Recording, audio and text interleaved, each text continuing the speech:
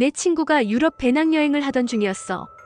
작은 시골 마을에 오래된 성이 하나 있었는데 현지 사람들은 절대 가까이 가지 않는다고 했대. 낡고 무너진 성벽은 잡초에 뒤덮여 있었고 창문은 깨져 있었다. 입구는 쇠사슬로 막혀 있었지만 구멍난 창문 틈으로 안으로 들어갈 수 있었지. 호기심 많은 성격이라 결국 들어갔대. 안은 이미 폐허였어. 부서진 가구와 먼지, 곰팡이 썩은 냄새가 코끝을 찔렀어. 특히 계단 아래서 희미하게 불어오는 바람이 심상치 않았다고 해. 그 바람엔 흙먼지뿐만 아니라 마치 썩은 고기에서 나는 비릿한 냄새가 섞여 있었대.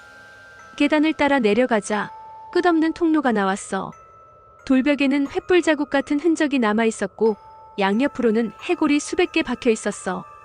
그중 몇몇은 이미 반쯤 썩은 살점이 달라붙은 채 매달려 있었지.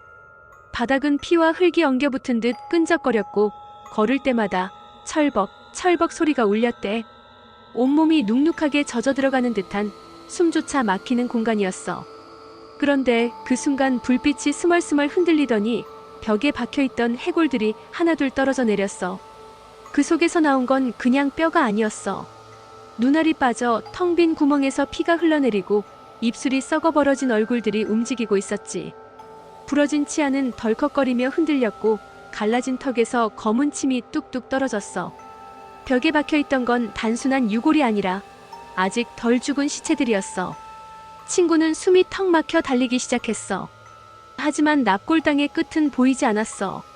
양쪽 벽의 해골들이 동시에 고개를 돌려 그를 바라보고 있었고 바닥 웅덩이에서는 잘린 손가락과 내장 조각이 둥둥 떠다녔어. 걸음을 옮길 때마다 발목에 살점이 들러붙는 느낌이 올라왔고 신발은 이미 피로 가득 젖어 있었대. 앞을 가로막은 건 갑자기 무너져 내린 뼈더미였어.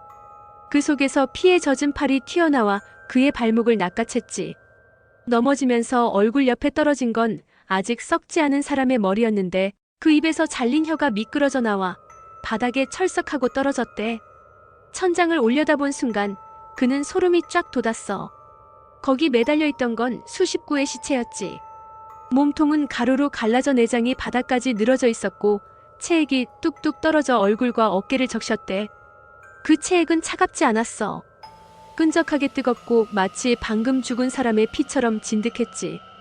그는 비명을 지르려 했지만 목소리가 나오지 않았어. 눈앞에서 해골들이 동시에 입을 벌려 이빨을 부딪히며 웃는 소리만 메아리쳤어. 그리고 마지막 불빛이 꺼지는 순간 수백 개의 시선이 동시에 그를 꿰뚫어 보고 있었대.